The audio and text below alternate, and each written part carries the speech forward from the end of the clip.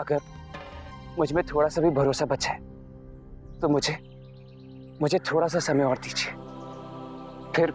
फिर मुझे सफाई देने की कोई जरूरत नहीं पड़ेगी। सच सच सबके सामने होगा। मुझे आप पर पूरा भरोसा है रणवीर जी, मैं आपके साथ हूं।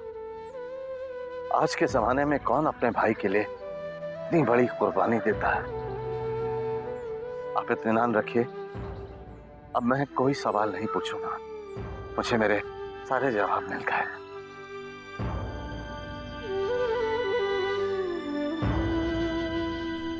ईश्वर करे आप अपने मकसद में कामयाब हो।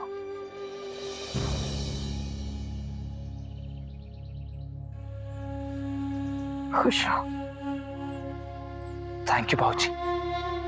रणवीर बेटा, मैं नहीं जानती कि आप क्या काम कर रहे हैं। मैंने तो पूरे विश्वास के साथ अपनी बेटी आपको सौंप दी है,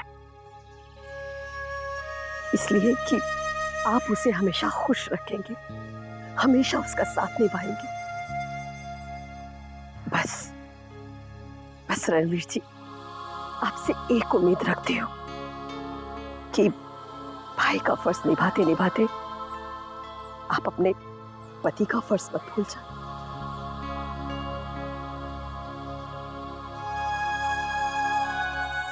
रणवीर जी, मुझे हमेशा से डर था कि रागिनी की आपके घर में शादी होने से कोई समस्या हो सकती है, लेकिन आपके प्यार के आगे हमने हार मान ली। अब ये आपकी जिम्मेदारी है रणवीर जी कि आप मेरे डर को गलत और अपने प्यार को सच साबित करें।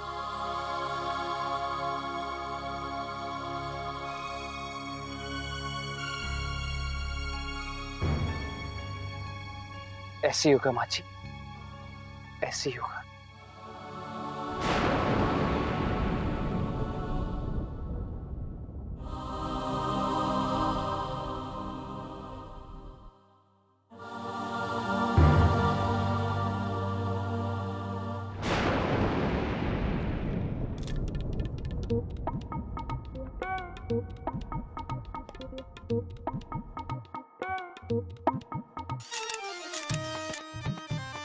अरे ओ भैया, फोटो ना अच्छे से खींचना, अखबार में आनी है हमारी फोटो। सो तो खींच लूंगा मैम, लेकिन शर्मा जी कहाँ हैं? हो, शर्मा जी भी आ जाएंगे।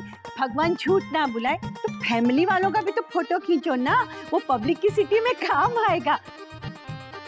लो भैया, ये किताब जिस पर लिखी गई है ना, उसका नाम साधना है। साधना वो मेरी ननंद है, बहुत प्यारी है, राजवंश परिवार की बहू है। झूठ तो मैं बोलती नहीं, हम दोनों की आपस में बहुत बनती है। हाँ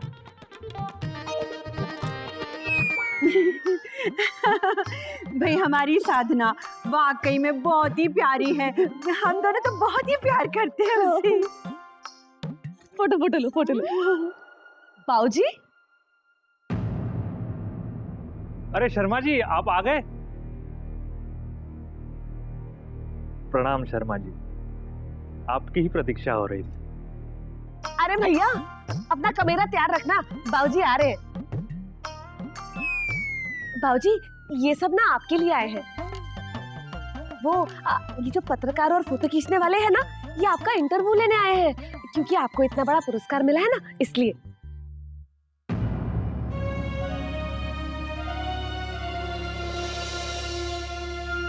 बाऊजी, ये माँ जी को क्या हुआ? इस तरह क्यों चली गई? अभी तक तो इन्होंने उनकी एक भी फोटो नहीं खींची। वो थक गई होंगी और तबीयत भी कुछ ठीक नहीं है उनकी, इसलिए शायद। देखिए भाई साहब, इन सब चीजों के लिए ये सही वक्त नहीं है। कोई बात नहीं शर्मा जी, दरअसल गलती हमारी है, हमने आपसे समय लेना चाहिए था। अगली बार ऐसा नहीं होगा। चलिए भाई साहब।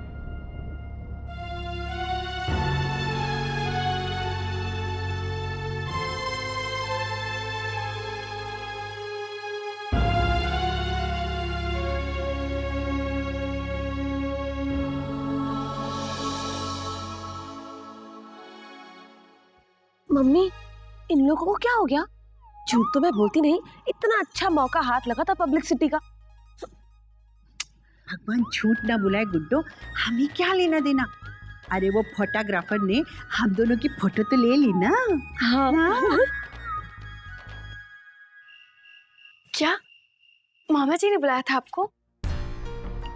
हाँ भाभी, वो मुझसे कुछ पूछना चाहते थे, लेकिन मैं इतना गिल्टी फील कर रहा था। भाभी, इस मुजरिम की तलाश में मैंने रागिनी को कितना हर्ट किया है। मुझे समझ में नहीं आ रहा कि मैं ऐसा क्यों कर रहा हूँ। वो क्या सोचती होगी मेरे बारे में। मामा जी इसी के बारे में बात करना चाहते थे और मामी जी भी आ गई वहां।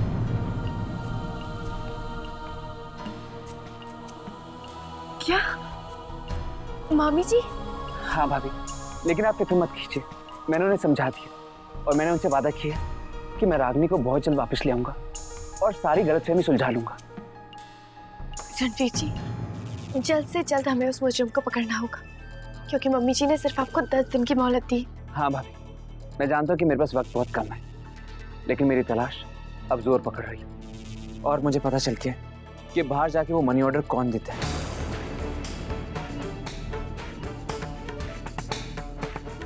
कौन है वो? डैड के मैनेजर। वही डैड का सारा काम संभालते और वही है जो इतने बरसों से सारे मनी ऑर्डर पोस्ट ऑफिस भेजते रहे। भाभी, मैंने ऑफिस के रजिस्टर्स में बाहर जाने वाले लोगों के नाम चेक किए जो ऑफिस आवर्स में बाहर गए थे, और हर महीने की 11 तारीख में उनका नाम दर्ज है। इसका मतलब उन्हें तो पता होगा ना कि ये सारे पैसे किसको जाते हैं। ऑफ कोर्स भाभी, लेकिन उससे डायरेक्ट बात करने से हमें कोई फायदा नहीं होगा। वो हमें कुछ नहीं बताएगा, उल्टा वो डैड को इन्फॉर्म कर देगा।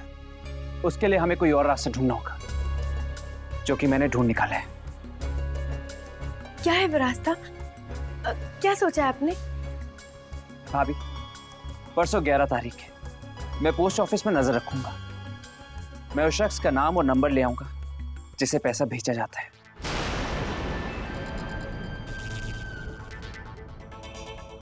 भाभी, लेकिन इस बीच हमें उस डॉक्टर को भी तलाशना होगा।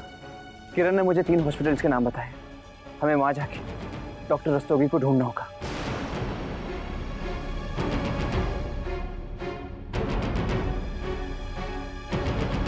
भाभी, मैं तो बस इतनी दुआ करता हूं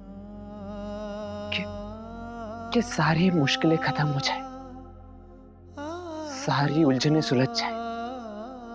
आप, आलेख भैया, मैं, रागिनी अपनी जिंदगी चैन से जी सके।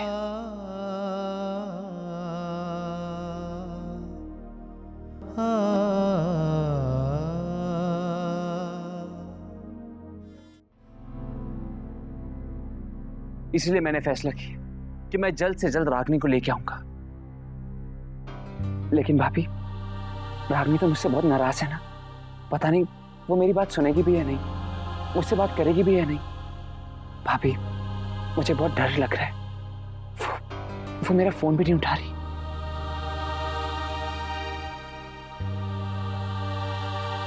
वैसे मेरी बात हुई थी जीजी से। क्या आपकी बात हुई थी रागिनी से? कैसी है वो? मुझसे गुस्सा क्या अभी तक? मेरे बारे में उसने कुछ कहा?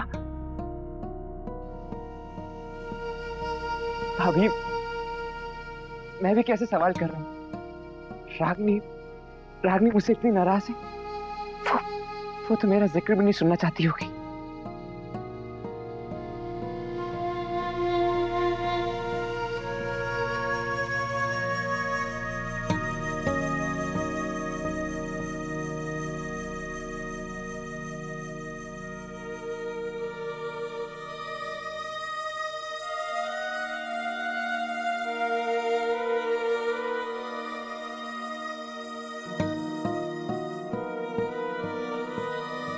बहुत प्यार करती हैं जीजी आपसे। एक बार जीजी को सच्चाई पता चलेगी ना, देखना सारी गलतफहमी बिल्कुल दूर हो जाएगी। बस रणवीर जी, अब आप बिना वक्त बर्बाद किए जीजी को वापस ले आइए प्लीज।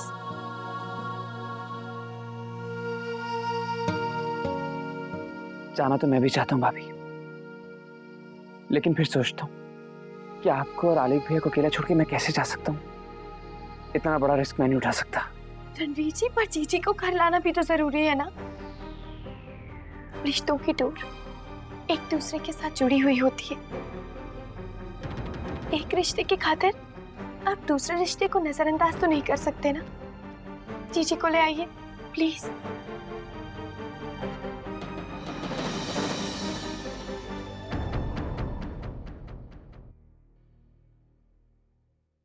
क्या हुआ? तुम किसके बारे में बात कर रहे थे? हाँ? वो रणवीर जी है ना, मामा जी से मिलने गए थे, तो बस उसी के बारे में बात कर रहे थे। अच्छा, अरे वाह, तुम अकेले चले गए मामा जी से मिलने? हाँ, मुझे मिलना था ना मामा जी से। रणवीर तुम भी ना।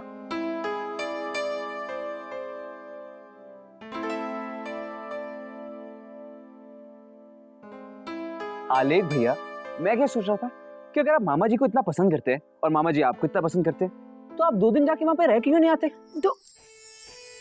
मतलब कि हॉलीडे? हाँ, गुड गुड। अरे ये तो बहुत अच्छा आइडिया है ना? और बाबूजी आपको पढ़ा भी देंगे। हाँ तो और क्या? साधना, क्या हुआ? क्या तुम्हें अच्छा नहीं लग रहा? नहीं, ऐसी कोई बात नहीं है। बस मैं तो ये सोच रही थी कि मम्मी जी से परमिशन, पता नहीं उन्हें कैसा लगेगा। वो तुम चिंता मत करो, मैं हूं ना। मैं ले आऊंगा परमिशन। ओके, चलो मैं परमिशन लेके आता हूँ। अरे जी 1 मिनट। अच्छा बाबा, पर सुबह जाके बात कर लीजिएगा, अभी काफी रात हो गई है ना। सुबह परमिशन ले लीजिएगा।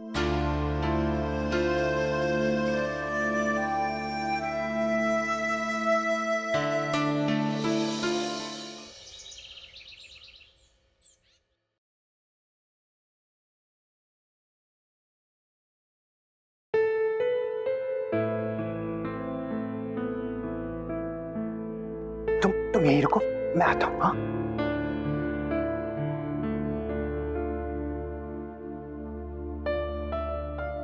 आलेख, छोटी माँ, क्या बात है? वो छोटी माँ, मुझे ना आपसे एक परमिशन लेनी है। परमिशन किस लिए? वो छोटी माँ, वो मुझे ना मामा जी के घर जाना है थोड़े दिन के लिए रहने के लिए।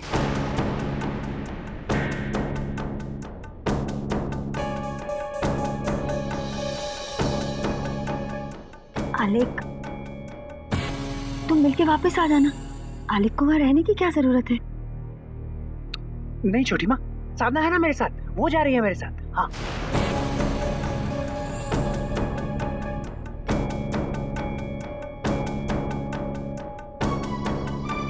प्लीज छोटी माँ जाओ। नहीं, आलेख वहां रहने के लिए नहीं जा सकता।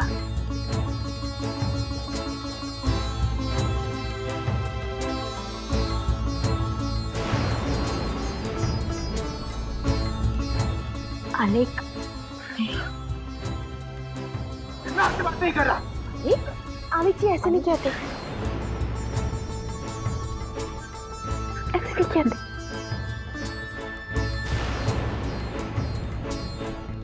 इट्स ओके वसु। आलेख अगर 2-4 रोज के लिए शर्मा जी के वहां जाकर रहना चाहता है तो इसमें प्रॉब्लम क्या है? Let him go.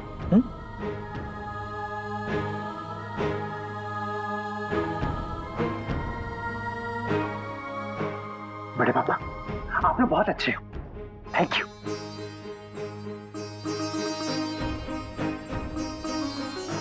साधना, देखो बेटा, हम आलेख को भेज तो रहे हैं, लेकिन वहां तुम्हें इसका पूरा ख्याल रखना होगा। और हाँ, दिन में 2-4 बार फोन करके हमें उसका हालचाल बताती रहना।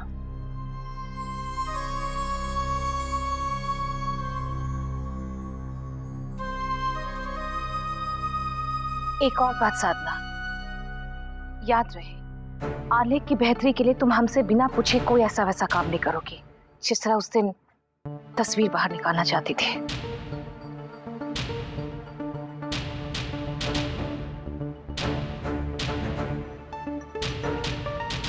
साधना, अब चलो ना, पैकिंग वैकिंग भी तो करनी है ना। चलो। साधना, बेटा शंकर से कह दो वो ड्राइवर को कह देगा गाड़ी रेडी रखने के लिए। नहीं पापा जी, इसकी जरूरत नहीं है। रणवीर जी जीजी को सहारनपुर लेने जा रहे हैं ना? वो हमें ड्रॉप कर देंगे और फिर मामा जी का घर हाईवे के पास ही तो है ना?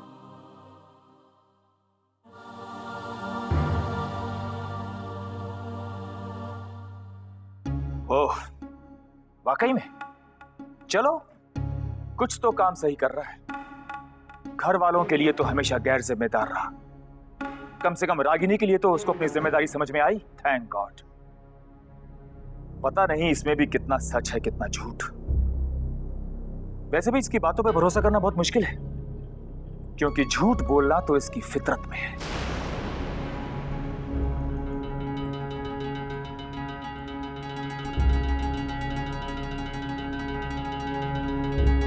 कौन कब से कितना झूठ बोल रहा है, ये तो बहुत जल्दी समझ में आ जाएगा सबको।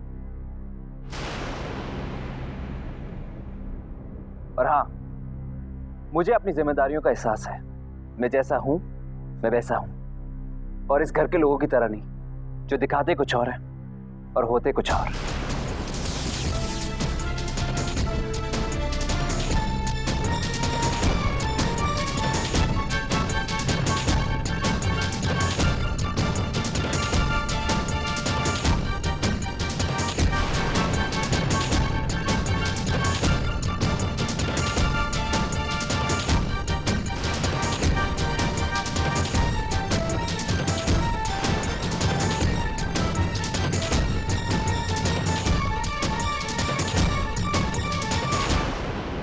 रणवीर, चलो ना चलते हैं। हाँ, लेट हो जाएंगे ना। चलो रणवीर, मैं तुम्हें मना किया था ना, मैं बड़ा भाई हूं ना तुम्हारा। मैंने कहा था ना बड़े पापा से ऐसे बात मत करना। स्टूपिड हो तुम, स्टूपिड।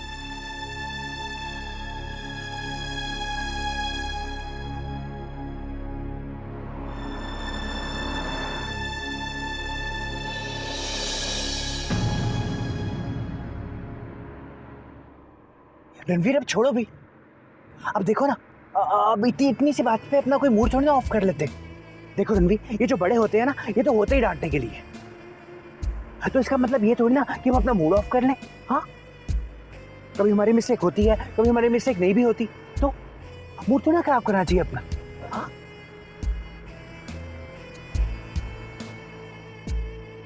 थैंक्स भैया, अब मैं बिल्कुल ठीक हूँ। ओके। पता है रणवीर, मैं ना बहुत हैप्पी हूँ। हाँ, क्योंकि आज मैं मामा जी के घर जा रहा हूँ ना रहने के लिए। सादा है ना, तुम भी खुश हो ना? हाँ हाँ, तो लेकिन तुमको भी समझना चाहिए, तुम भी ना।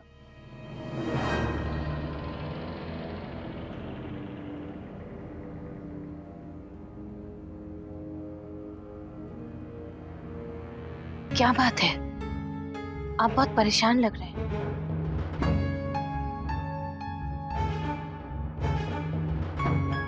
क्या करूं वसु, रणवीर ने बहुत परेशान कर दिया है।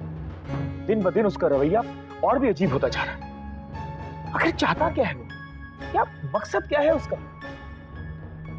आप क्यों चिंता करते हैं? आप रणवीर के बारे में सोचना बंद कर दीजिए। जिस बेटे को अपने पिता की कोई परवाह नहीं है, उसकी फिक्र में आप अपनी सेहत क्यों खराब कर रहे हैं? कोई फायदा नहीं होगा इंद्रजीत। ये घर, ये परिवार उसके लिए कोई मायने नहीं रखता है। ये तो देखा ही है ना हमने।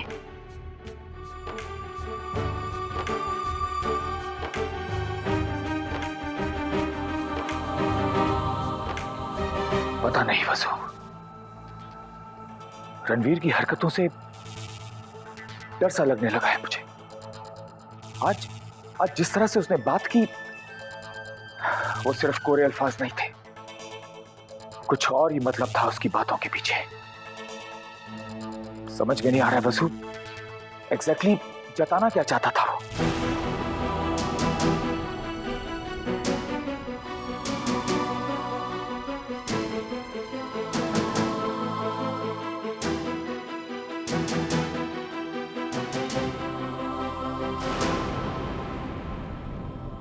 हम समझे नहीं, आप कहना क्या चाह रहे हैं? वसु, हमने आज तक जो देखा सुना वो कुछ भी नहीं। पता नहीं क्यों मुझे लग रहा है कि रणवीर के दिमाग में कोई तूफान सा उठ रहा है, और मुझे डर है कि ये तूफान कहीं हमें, हमारे इस घर को तबाह ना कर दे।